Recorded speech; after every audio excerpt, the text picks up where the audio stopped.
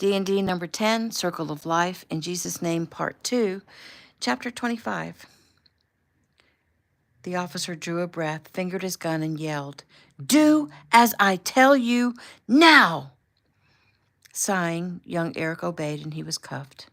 He heard a scuffle coming from behind him and heard cops yelling and Agent Torres yelling back. The agent was trying to explain who he was and why they'd stopped when Eric was pulled over. He was telling the cops that they were Ameritech agents and that they'd been watching over Eric and Jordan all night and could vouch for them. But the officers didn't want to hear it and seemed pretty intent that they were going to arrest Eric. So Agent Torres yelled out, "We got you, Eric. We're calling Jason now." "Do you have any weapons or anything that could stick me?" the cop asked as he went to search Eric. Eric gave a short laugh. "You're kidding, right? I mean, I know that you know who I am. You know I don't do drugs. I don't drink. What is your deal?" "Shut up and just answer the question." He sighed. "No, I don't have anything on me." As they searched him, he watched another officer open Jordan's door and motion toward the EMTs to come and tend to her. "Will you at least tell me why I'm being arrested?" Eric pleaded. "You're being charged with using an illegal substance in an attempted sexual assault of a minor." "What? Are you freaking kidding me? What minor? Are you talking about my girlfriend? I didn't drug her, and she's not a minor, and she's my girlfriend. And yes, I think she was drugged, which was why we were going home, to let my aunt look at her. I didn't drug her. It wasn't me." "Yep, that's what they all say," the officer said as he grabbed him by the arm and placed him in the back of the squad car. He needed to call Jason, and then he remembered the agents. They've already done that.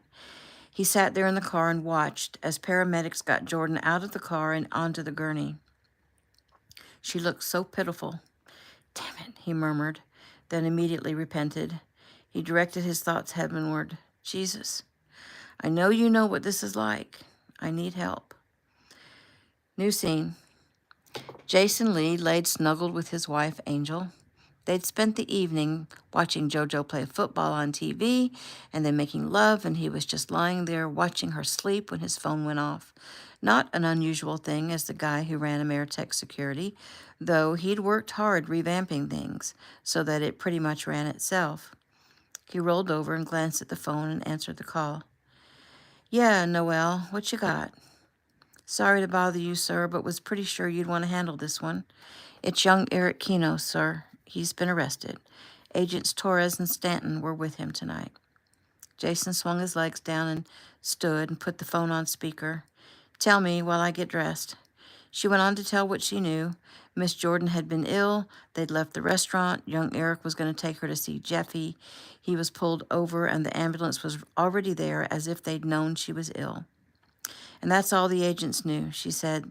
"They said the cops were pretty sure they were going to arrest Eric from the start, and the officers were not forthcoming with the agents as to why he was being arrested. But both agents feel like he'd been set up in some way." Jason nodded. "Thanks, Noel. I'm on it." He ended the call. "Call Justin." "This had better be good," Justin said. "Or bad, and it is." He told his brother what was going down. "I'm on it," Justin said and hung up. 15 minutes later, he called Jason back with the information. "It looks bad, Jace. He's been charged with a felony, using an illegal substance in an attempted sexual assault of a minor." "What minor?" "Jordan." She's not a minor," Jason stated. "Right. Anonymous caller says he saw Eric put something in her drink at the Baja Club on Sunset, and that when they left the club, the girl was in obvious distress. So this concerned citizen followed them out and got the license plate and called the cops. It was the caller who called Jordan a minor.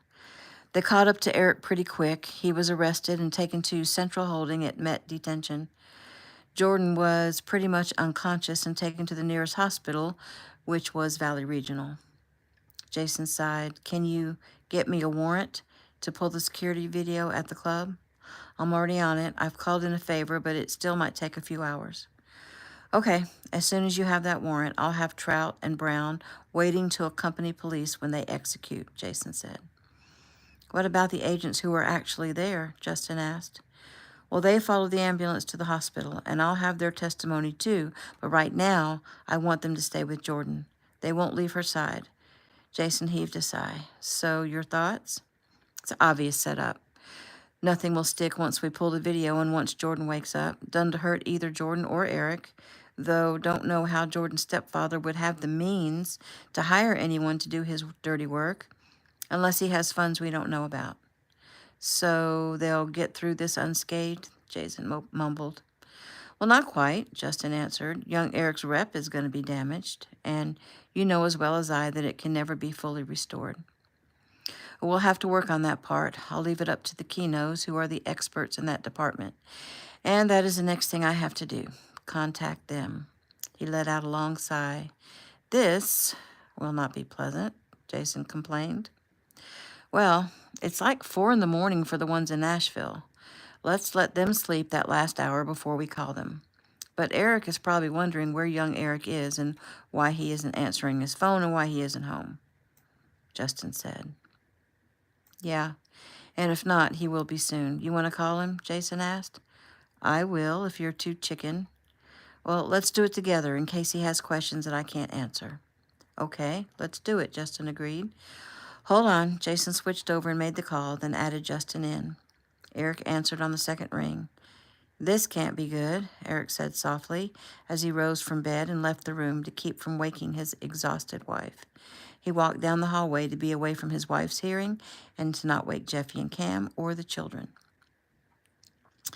It's not, and you're on conference with Justin, Jason said promptly. He quickly explained what was happening. Eric listened quietly, as usual, his mind immediately looking for possible solutions and remedies. Who did you call in the favor with? Eric asked Justin. With Judge Smith, Orrin Smith. Eric nodded. Good. Then we'll have the warrant sooner than later. As soon as you know this is a sure thing, Jason, as soon as you examine that video, let me know. And I want whoever was involved found and questioned before the cops do, if that's possible. I'm on it, Eric. Eric looked up as Jeffy came out in the hall. Dad, she said, her voice in a panic. There's something wrong with young Eric. I know. I'm on the phone with Jason and Justin right now. Jeffy jerked and shook her head. Dad, he's in pain, both physical and emotional.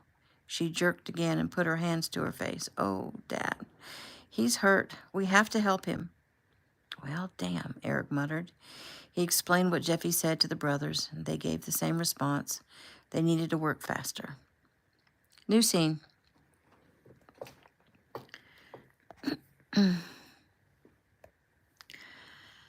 Young Eric's emotions were on the surface, and he knew he needed to get control. He sat in the back of the police cruiser as they drove him to wherever they intended to book him. This was not going to be fun. There was so much wrong about what was happening. He'd been set up. That much he realized. By whom? He had to think it had something to do with Peter Perez. He had to hand it to him. He got him good.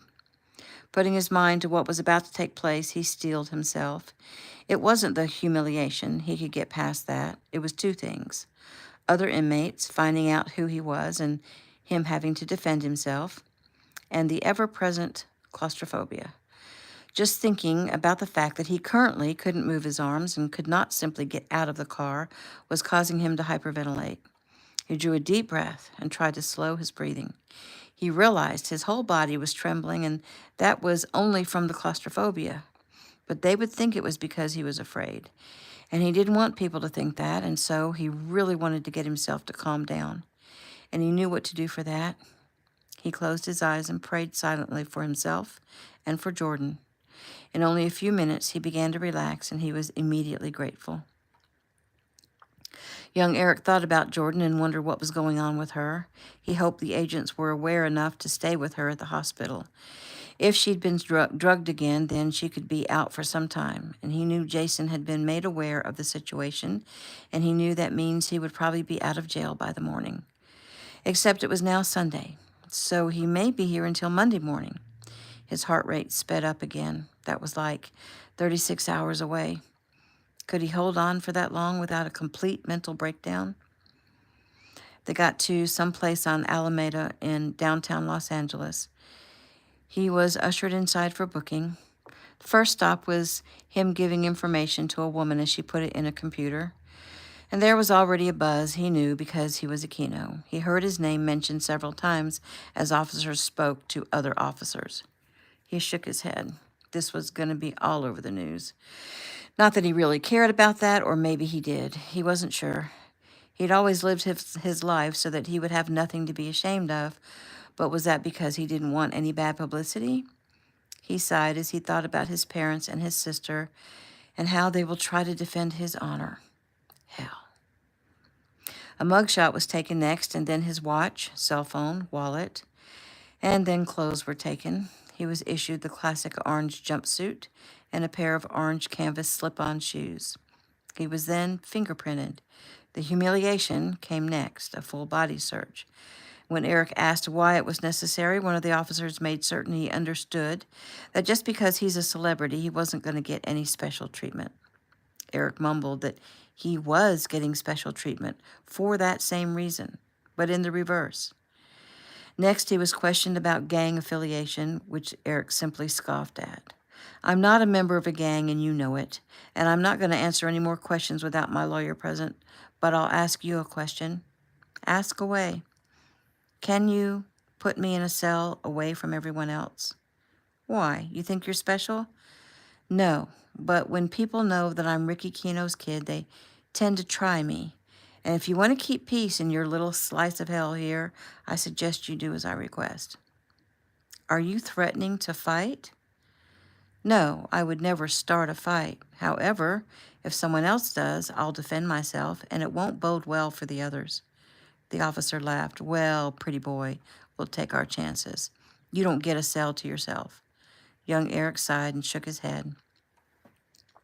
He was led to an elevator and then down a corridor through a set of large steel doors into a cell. It was smaller than he imagined, and his heart began to pound in his chest. Please, dear Father God, he pleaded silently, help me through this. There were already 6 men in the cell, and Eric glanced at them and then kept his head down. He just wanted to be left alone. He found an empty place to sit on the floor on the left side of the cell. He closed his eyes to pray. It already felt like the walls were closing in on him, and the frustration of not being able to even walk around, much less leave the tiny enclosure. Well, he may as well be in space. Funny that the word space means the exact opposite of how it makes him feel. Someone kicked his leg and he opened his eyes. What you in for? Eric sighed. He could ignore the guy, but that would make Eric appear unfriendly and make him even more of a target. So he gave a shrug. For false charges. The guys in the cell laughed. Eric smiled. Same for all of you? He asked. Yeah, sure, the guy said. Not me, another said. I tried to kill that guy, and I'd do it again if given the chance. Not me either, another guy said. I admit, I'm drunk as hell. Eric nodded, thinking, hoping that would end their interest in him. You look familiar. Do I know you? Eric's heart fell. I don't think so, he said in a friendly tone. He does look familiar, the first guy who'd kicked his leg spoke again. Come on, I never forget a face. You somebody special? Nope, I'm just a regular guy like everyone else in here. A younger guy who'd been silent the whole time had been sitting across from Eric stood up. I know who the hell you are, he said. You're a Keno. You're Ricky Keno's kid. The one with the hot sister, the other guy asked. Yeah, that's something I'd love to get my hands on. Eric shook his head, telling himself to not let them get a rise out of him. It is you, isn't it? The guy kicked his leg again. Eric looked up at him. He didn't answer, but just smiled. You gonna let him talk about your sister like that? Words don't hurt, he said. Ah, then she is your sister. Eric remained silent. What kind of man doesn't defend his own sister? Maybe we should talk about his mother, because that piece is also hot. He then went on to say some very vulgar things about Brianna Adams. Eric swallowed, and the guy kicked his leg again, this time harder. Not much of a man who lets someone talk about his mother like that. Words, Eric repeated. You're supposed to be some big martial arts dude like your fake-ass father. And here it comes, Eric thought. He looked around. If he rose, it might start a fight. If he remained sitting, he's at a disadvantage. He compromised and decided to move his legs up underneath him and stay down, hoping things would de-escalate. The guy kicked his leg again, but harder this time, just like I thought. Just a little boy pretending to be big and tough. Little rich boy, someone else chimed in. Am I right? The guy said, kicking him again. Look, guys, I don't want any trouble. I bet you don't, 'cause you can't buy your way out of this one. Eric nodded. Right. The guy reared back and kicked him hard this time, really hard. Eric looked up at him. Stop, he warned. He kicked him again. What are you going to do about it? Eric shook his head. The guy drew back to kick him again, and Eric snapped out, grabbed his leg, twisted the leg and Eric's own body around, brought him down, stood and kicked the guy in the forehead, knocking him out cold. Another guy advanced. Oh, you just messed up. Eric pointed at the down guy. He messed up. Take my advice and don't do it. The guy swung at him, while a guy behind Eric tried to grab him. Eric blocked the guy swinging and threw the ever-helpful elbow to the nose, while at the same time kicked the guy behind him right in the throat. Blood spurted and the two guys fell. Eric turned, looking for room, but there just wasn't any. Several guys dove in then. Eric blocked, punched, kicked, and hurt several more, but there were just too many, and they were too large, and there was no room. By the time the guards arrived, they'd pretty much pummeled him to a pulp. Still, Eric grabbed at the groin of someone, and the guy cried out. And Eric rose and kicked two more, one in the gut and one in the groin, and they both fell. It was because of those actions that the guards tackled Eric.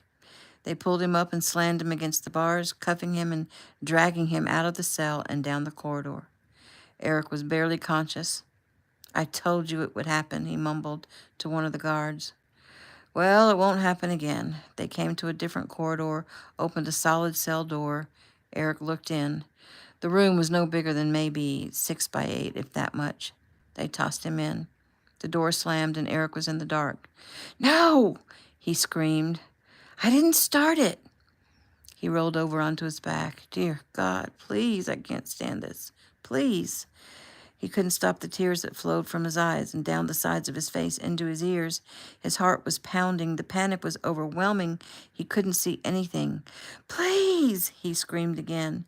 He got control for a moment. Father, help me. I can't do this. Please help me. The words came into his head. Yes, you can. I'm here with you. Be still. Eric closed his eyes and tried very hard to be still and listen to God. New scene. Ricky grabbed up his phone, glancing at the time, 5 a.m. Yeah, Dad, is everything okay? Sorry, son, not really, but everyone is still alive. Ricky rose, his heart pounding. Lay it on me, he said, as he went into the bathroom. His father explained everything quickly and succinctly. Ricky sighed. I'll see if Jason can let me hop in a Meritech jet home. No, Rick. This is Taylor's big moment, and Logan's too. Think about it. Young Eric will be filled with guilt if he took this away from her, having her father by her side, or from Logan. It's important to both of them. Well, I'm pretty sure Taylor will feel the same way I do, that Eric takes precedence. Yes, she will. But remember how you all asked Jojo to continue to play football when I'd been shot? Why? Because there was nothing he could do for you other than to keep living. Right. And we need to ask Logan and Taylor and Gabe to do their thing. We're going to have Eric out sometime today. He's going to be okay. It's going to be found to be a setup. The bigger problem is going to be repairing his reputation, which you may have the power to start on this morning when you speak in church. I'm not sure that I can speak with my son sitting in a jail cell somewhere. Rick, I know this is hard, but do we just fall down and lick our wounds when we're hurt, or do we fight back? You speaking today is a great opportunity to fight back. Dad, my son is sitting in a cell, no sleep, probably having to defend himself. His body has been violated. This is killing me. I know all too well how you're feeling. Ricky thought about that a minute. His father was talking about the time that Rick had gotten himself arrested when he almost killed the man who'd kidnapped his baby sister. He sighed. I guess you do know, Dad, but I need to tell you something else. Eric has been having a problem for the past few years. He's developed a very strong case of claustrophobia. He finally told me it's why he dropped out of school. Eric thought about this. Claustrophobia is a powerful fear. And if he has a bad case, then yes, he's suffering. And he must have a bad case to make him throw off the goal he's had almost his entire life. But young Eric is also strong, and he will deal with whatever he's facing until we can get him out. A little immersion therapy won't kill him. I know it sounds heartless of me, but for now, there's nothing either one of us can do for young Eric, except keep our minds focused and not give in to grief. He's alive. He'll survive. Eric didn't dare tell Ricky how Jeffy has picked up on young Eric's emotions. Ricky, he'll be out within the next 12 hours, and as soon as he is, we'll video call so you can speak to him face to face. Buck up, son. Help him right now in the only way you can. Make sure his sister and the guy he calls his brothers do their thing, and be proactive and start repairing his rep before everything hits the news. Because it is gonna hit. Ricky nodded. Yes, sir, he said softly. He drew a deep breath. I need to go wake my wife and tell her, and then I'll call the kids together. If you find out any information, let me know because it will help whatever I have to say. If I'm going to make a public statement, it has to have facts. There, now your mind is thinking along the right lines. Good. I'll get back to you. Dad, it's the middle of the night for you. Have you been up all night? I got an hour or so sleep before I got the call from Jason. No big deal. We'll all crash later when young Eric is home safe. He stopped and thought a moment. Ricky, I'm not sure what you can say in church or just as a public statement, but pray about it. The words will come. And soon as we look at that video, we'll know the truth of what happened. We'll make it public, and that will help. Ricky nodded and blew out a breath. Okay. Thanks, Dad, for talking me off a ledge. Yep. So just a small question. Why didn't you or young Eric come to me about the claustrophobia? I might have been able to help. Well, I encouraged him to do so, but he was too ashamed of the fear.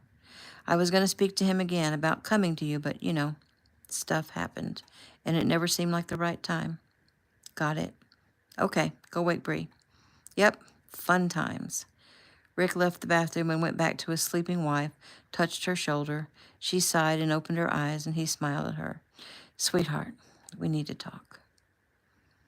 New scene. Young Eric had been praying almost nonstop. He was ashamed of this fear that was so strong he could barely function, so ashamed that it was as crippling as it was, ashamed of the tears he cried, ashamed of being a coward. His body was trembling intermittently. He would pray and the tremors would stop and he'd relax for a few minutes, and then his mind would go back to the fact that he was enclosed in this tiny room in pitch blackness. The darkness seemed to press in on him on an actual pressure that he could feel. It felt like he couldn't breathe. He'd start to panic, and then he'd pray again, and the cycle would start over. He just finished praying again when he felt the words come into his mind. Let go, young Eric. Let go and open your eyes. He did so slowly. He blinked several times. There seemed to be a tiny bit of light coming into the room, maybe from the small opening in the door. Stand up. Again, the words seemed to come into his mind, almost audible, but not quite. He stood. Now what? He said aloud. Touch the door. Move forward, reach out, and touch the door. He did so. Now, young Eric, keeping your hand on the walls, walk around the perimeter of the room. Eric began to walk. He went around the toilet when he got to the back of the cell and kept going until he returned to the door. That's one, he thought, or heard, or both. Do it 72 times. He wasn't sure if he'd lost his mind. He thought maybe he had, but he started walking anyway, concentrating on the numbers. His mind wandered, of course, mostly to Jordan. Was she okay? Was she scared? Was anyone with her? Was she even awake yet? He'd lost track of time. He had no idea if it'd been 2 hours or 10 hours. He kept walking, kept counting, feeling calmer most of the time. A few times the panic flared up, but he fought it down and kept walking and counting. He had no idea why he felt he was being told to walk in a circle 72 times. When he got to 60, he began to wonder what he would do when he made it to 72. Would he start over again? Would he hear another voice? But as he made the last round, he heard a sound. Some voices, maybe. And right at the 72 mark, the door opened and the light came flooding in. "Thank you, Jesus," Eric said softly. "Your lawyer is here to see you," an officer said. "Put your hands out." Eric did as instructed and was quickly cuffed, both wrists and then ankles. He shuffled in front of the officer down a corridor, through some automatic doors, and into a room with a table and 2 chairs. And Uncle Justin. The relief was immense. Uncle Justin. Justin Lee, his grandfather's best friend, and one of the country's top, most powerful attorneys. He was a strong presence, and Eric was grateful for that. Young Eric waited to be uncuffed and then turned and went to the table, sat down, and looked into Justin's dark brown eyes. Justin smiled. "You been picking fights again, Eric?" Eric smiled. "Am I going home now?" Justin sadly shook his head. "Not yet, son, but it won't be much longer. We're working on it." "Is Jordan okay?" "She's at the hospital. She has 2 agents watching over her, and her mother has been notified." Eric nodded. "Uncle Justin, I've been set up, I'm sure of it." "Yes, we know. We're getting the security camera footage. It will show that you weren't the one to spike Jordan's drink. It won't be much longer." "When I realized that she might have been drugged, I got the girl to put the rest of Jordan's drink into a to-go cup. It's in the console of my car, which I'm guessing has been impounded." "Yes, it has." "So does my dad know what's happened?" "Yes. Well, I mean, your grandfather is going to call him. I don't know for sure if that's happened yet, but I think it has." "Granddad, is he okay?" Justin smiled. "He's a rock. He's holding everyone together. He's working with Jason, and we'll have you out today."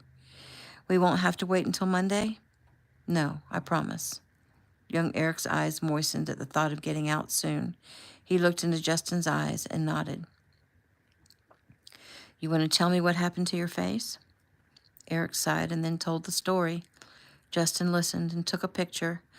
"I'm going to get the video of that fight. Are you going to be able to make it a few more hours?" "Do I have a choice?" "I guess not, but I'm going to ask that they move you." "They already did. They put me in solitary, but they didn't turn on the light. Uncle Justin, I'm not complaining, but can you get them to give me some light? I really need to be able to see. Sitting there in the pitch black darkness for hours, I can't stand it." Justin watched his face. There was terror in his eyes. "Yes, I'll talk to them. So they put you in solitary. Did you start the fight?" "No, sir, but I finished it, and that's all they saw. I'm pretty sure that a few of those guys needed some medical attention." Justin sighed. Young Eric was not himself. Normally, the statement he just made would have been said with some attitude, jovial or fierceness, but his voice was quiet, almost a monotone, and he was not a happy camper. "Eric, it won't be much longer, son. You hold on." He nodded. "I'm okay, Uncle Justin. I'm holding on." "Well, maybe you can try to get a little sleep until we come back to get you." "I'll try." New scene. It's September 29th, the wee hours of Sunday morning, Keno Estate, Crystal Cove, California. Cam sat in the kitchen with his father-in-law, quietly talking over possible scenarios, when Jason called. It was only about 2 hours since Jason's initial call, and Eric put it on speaker so Cam could listen. "Eric," Jason began, "we have the video. I've gone over it a few times now. We're having to break it down, but it clearly shows 2 men. One bumps into Jordan and gets young Eric's attention, and the other guy, standing behind Eric, puts the stuff in her drink. It appears to be a white powder, which would probably mean ketamine. Right now, the main point is, it's clear it wasn't Eric who put the substance in her drink. Next, I got Jensen to do a little hacking, the, quote, concerned citizen who called 911 and reported Eric's tag number, seemingly called from a cell phone. At first glance, it seemed like the call came from the vicinity of the club. But Jensen found a glitch, and this call was only routed to appear to come from the club, It actually came from a phone at a Chinese restaurant in Laguna Beach, which is almost an hour away from the Baja Club. There was no way he ran out there and got Eric's tag number or even saw anything happening at that club. Also, we got the video of the front of the club where the cars were pulled up, and there is no one there except the 2 agents getting in their car, Eric and Jordan, 3 valets, and 1 other couple waiting for their vehicle, and none of them were using their cell phones. So, if the call came from someone else, it was probably Peter Perez. Can you get the 911 recording so that Jordan could identify the caller's voice? Eric asked. Yes, we can, but it will take a little longer. We've also asked for and will receive the body cams of the police officers involved in young Eric's arrest. He stopped, bracing himself for the next part. Justin was able to get in to see young Eric as his attorney. They had him in solitary because he got into a fight in the original cell they placed him in. Eric, he was beaten pretty badly. I'm shooting you a pic. We've demanded to have all video footage delivered to us by 7 a.m. and threatened that the footage better not disappear or people will lose their jobs. Eric looked at his phone as the photo came through. He forced the emotions down as he looked at his grandson's bruised and battered face. Jason went on. Justin says that Eric's demeanor was quiet. He didn't seem too concerned about the beating he'd taken. He said he dished out better than he got. His main concern was he'd been in solitary, sitting in the dark. Justin said he was pretty panicked about having to go back to that and asked that they give him light or put him in an open cell alone because he didn't want to have to fight with anyone else. Of course, you know, he has to fight because people recognize him as Ricky Kino's son and immediately call him out. Eric sighed. Yes, I know. And did the police agree to put him in an open cell or to give him light? Well, not right away. And then Justin let them know that he had an appointment with Chief Mobley in a few hours and there was going to be hell to pay, and the more they made young Eric suffer, the hotter that hell is going to be. And then they began to backstep a bit and agreed to fix the situation. Good. Okay. So all you have to do is present this evidence to the police chief and he'll have all charges dropped? Well, yes, hopefully, unless they want to play hardball, which I don't think they'll want to do once Justin lets them know how bad this is going to be for them. Justin and I have an appointment first thing this morning at the home of Chief Mac Mobley, the chief of police of the city of Los Angeles. He's agreed to see us before he and his wife head to their church. What time is that appointment? Eric asked. 8 a.m. I'll be there with all the evidence. We'll have him out today, and I will be insisting on a public statement and apology. Oh, that will help. I guess I need to go ahead and call Mark and Joey. They're going to want to be kept in the loop. Well, Joey is my second, and he's already been briefed, and I'm sure he's spoken with his brother. Have you called Ricky? Yes. I had to do some quick talking to bring him off the ledge, but he's calm and focused. Good. And now that I have this update, he'll be even better. Got it. Call him. Jason, I can't thank you enough. Eric, you don't have to thank me. I owe everything to you. My wife, my company, all of my knowledge and skill. You made me.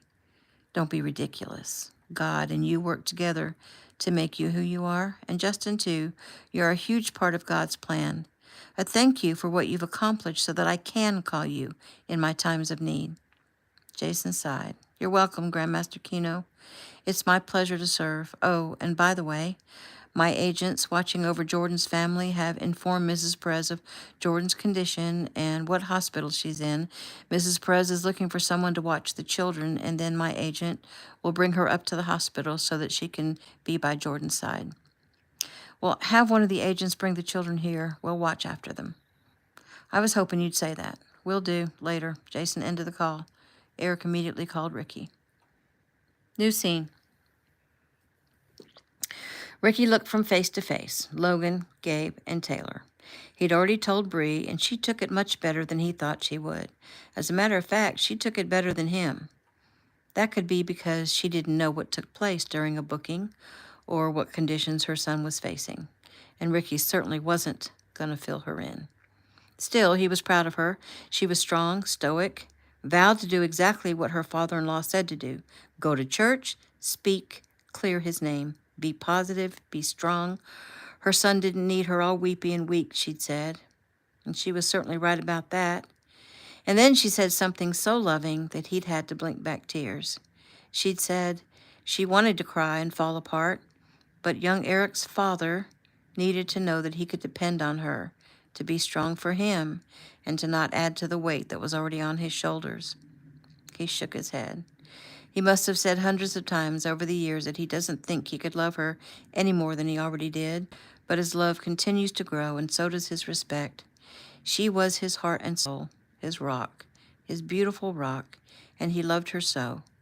And now the two of them sat in their suite at the Omni Nashville, looking at young Eric's sister and two of the guys he thought of as brothers.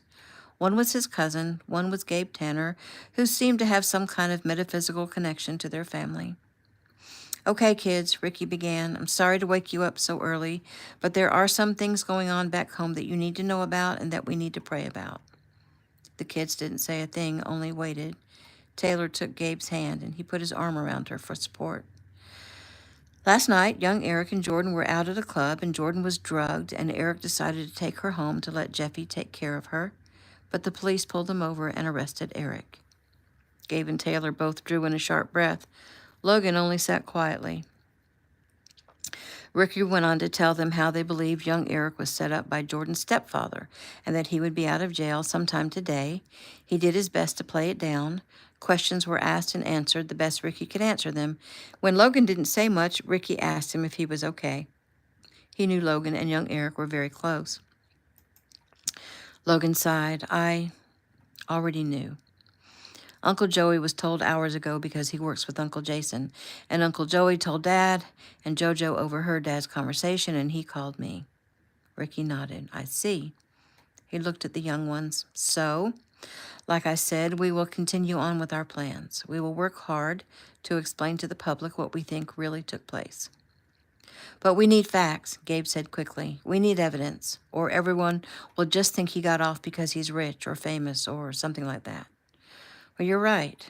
Hopefully those facts will be coming in any time now, but even with the facts, there will still be people that will think exactly what you just said. There's no getting around that. That's just the nature of people. Try to not care. Gabe nodded as Ricky's phone went off, and he hit the button. Go ahead, Dad. You're on speaker. I have the kids and Bree here, and they've been briefed. Good. Then they'll be happy to know that we now have video evidence that Eric is innocent, and we have more coming. We'll be able to make that video go public, which will go a long way to help Eric's rep once we get it out there. First, there will be the big story of arrest, but immediately following, there will be the big story of Jordan's stepfather setting him up. If it was him, and we'll have that information soon too. So, Logan said, he'll be out soon? Sometime today, Eric Sr. assured them. Now also, just so you're not shocked, and because we also need to put this out there, Eric has had to defend himself against several men. He looks bad, but he told Justin the other guys were the ones who needed medical care. I'm going to send you a pic.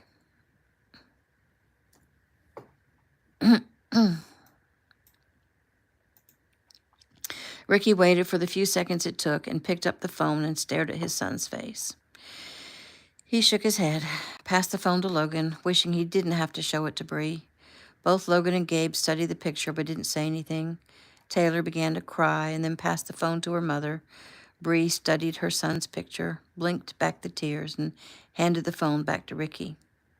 He'll heal, she said softly. So, Eric continued and went on to tell exactly what the video showed and about the anonymous caller probably being Perez. He told them about Justin's meeting with young Eric. When Taylor asked about Jordan, he told them only that she wasn't awake yet, but that her mother and Shelley would be at the hospital to see about her, and that 2 agents were also watching over her. There were a few more questions asked and answered, and then Eric Sr. went on.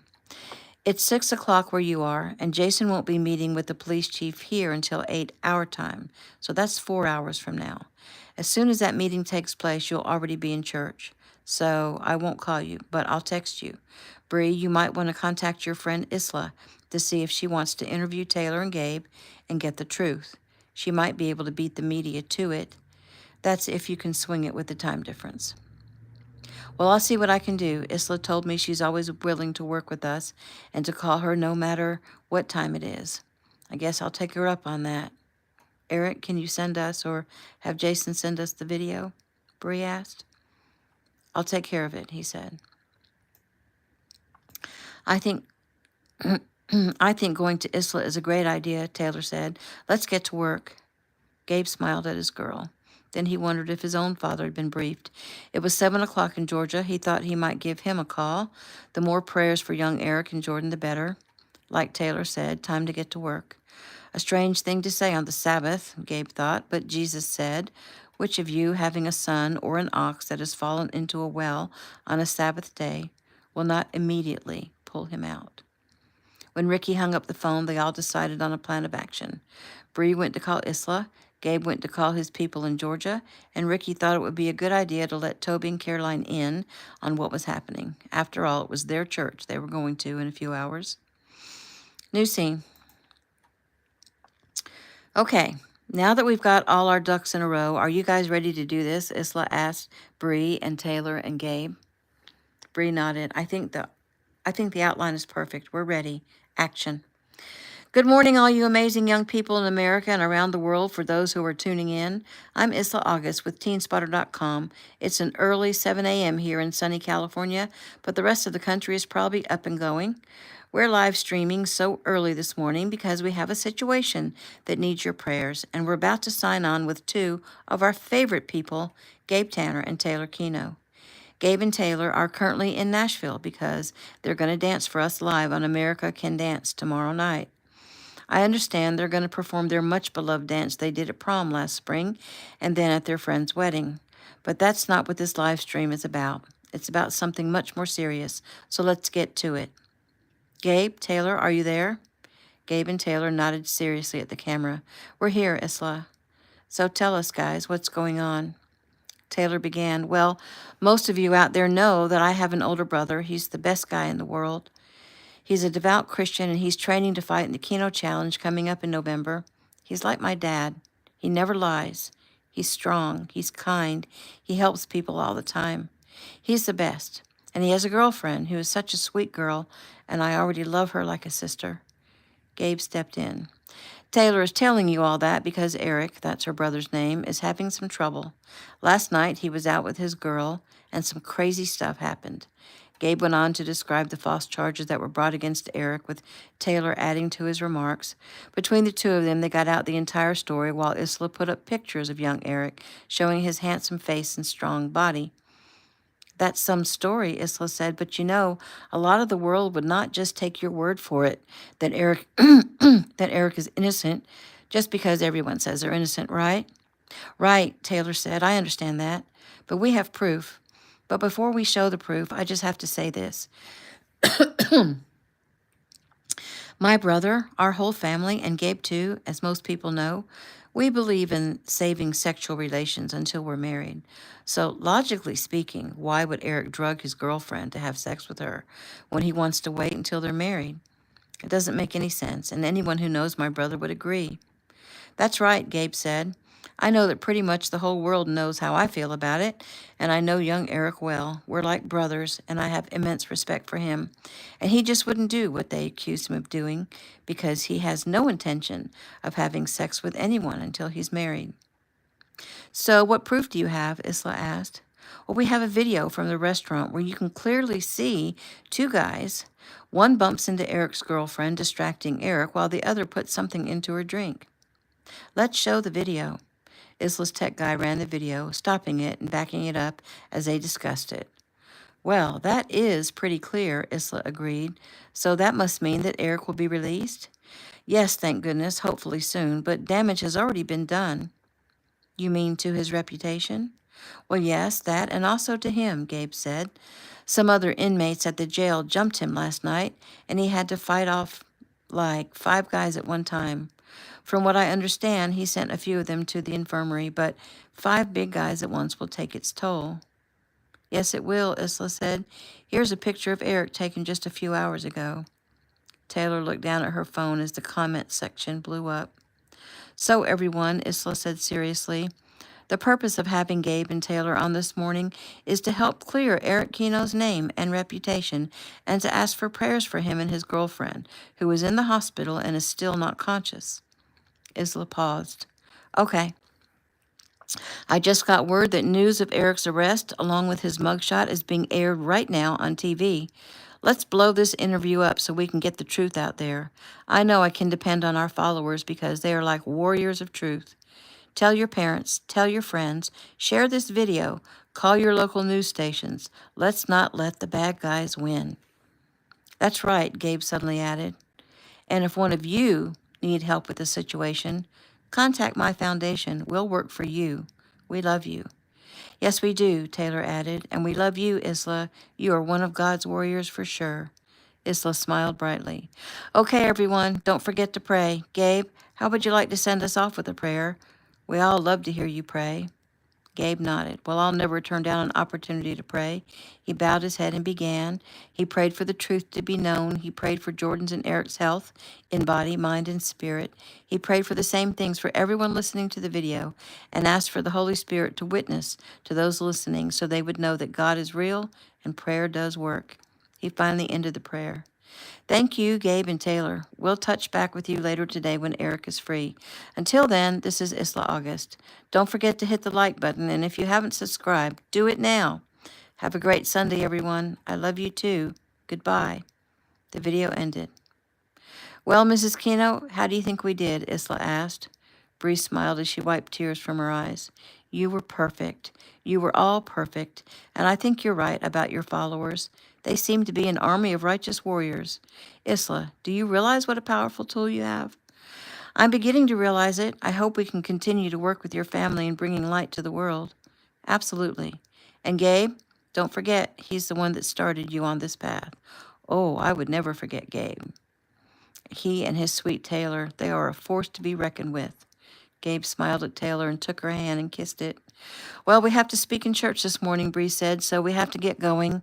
Thanks again, Isla. My pleasure. Call me anytime. They ended the call. Bree turned just in time to see her son's mugshot on the local news. She glanced at her husband. The emotion, anger, and raw power emanating from him was palpable. He lifted the remote, turned up the volume, and listened. Bree went to him and took his hand and squeezed it. He's going to be okay. You know what God's doing, right? He's growing deep roots for our son. He's honing him. Eric will be stronger than ever.